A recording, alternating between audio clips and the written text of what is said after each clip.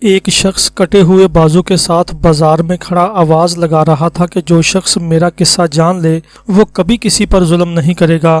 کسی نے اس سے پوچھا، بھائی تمہاری کیا کہانی ہے؟ استفسار پر اس نے جو واقعہ سنایا وہ کچھ اس طرح تھا۔ میرا تعلق حکومتی کارندوں سے تھا۔ میں پولیس کا ایک عہدے دار تھا۔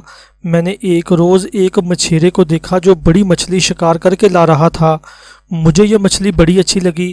میں اس کے پاس پہنچا اور بولا، ارے میاں یہ مچھلی مجھے دے دو۔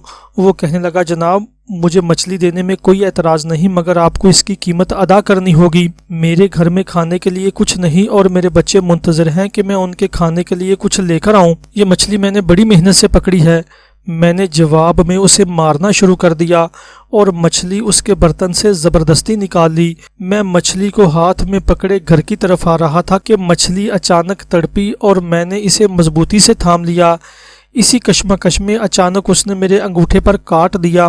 مجھے سخت تکلیف ہوئی۔ گھر پہنچا تو درد میں مزید اضافہ ہو گیا۔ وہ رات کا وقت تھا۔ میں نے سوچا کہ صبح کسی طبیب کو دکھاؤں گا۔ خیر رات بھر مجھے درد کی شدت سے نیند نہ آئی۔ صبح سویرے میں طبیب کے ہاں گیا اور اسے اپنا زخم دکھایا۔ وہ کہنے لگا کہ یہ زہر سے بھرا ہوا زخم ہے۔ اگر تم اپنی عافیت چاہتے ہو تو فوراً اس انگوٹھے کو کاٹنا ہوگا۔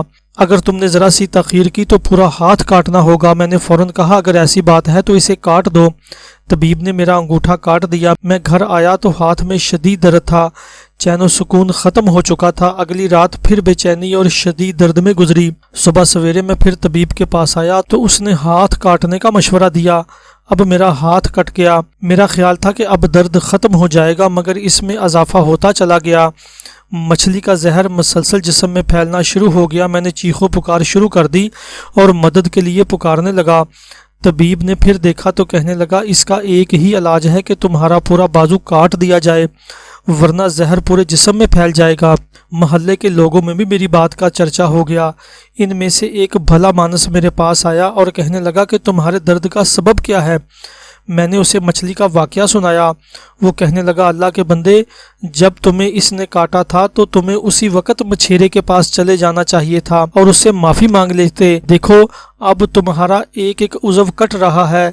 اب بھی تمہارے پاس وقت ہے، اس مچھیرے کو تلاش کرو اور اس کو کسی طرح راضی کرو۔ محلے دار کی بات میرے دل کو لگی۔ میں نے اسی وقت مچھیرے کی تلاش شروع کر دی، مگر وہ ہمارے شہر سے جا چکا تھا۔ میں نے اس کو ایک دوسرے شہر میں تلاش کر لیا۔ جیسے ہی میں نے اسے دیکھا تو اس کے قدموں میں گر پڑا اور رو رو کر کہا، مجھے اللہ کے لیے معاف کر دو، مجھے اللہ کے لیے معاف کر دو۔ مچھیرا بولا، تم کون ہو؟ میں نے کہا، میں وہی ہوں جس نے تم سے ظلم اور زیادتی سے مچھلی چھینی تھی۔ میں نے اسے اپنا ہاتھ دکھایا۔ مچھیرے نے جب میرا ہاتھ دیکھا تو رو پڑا۔ پھر کہنے لگا، میرے بھائی، میں نے تو تمہیں اس مصیبت میں دیکھا ہے تو میرا دل پسیج گیا ہے۔ جو میں تمہیں اللہ کے لیے معاف کرتا ہوں۔ پھر میں نے کہا، بھائی جان ذرا بتانا، جب میں نے تمہیں مارا اور تم سے مچھلی چھینی تھی تو تم نے میرے لیے کیا بد دعا کی تھی؟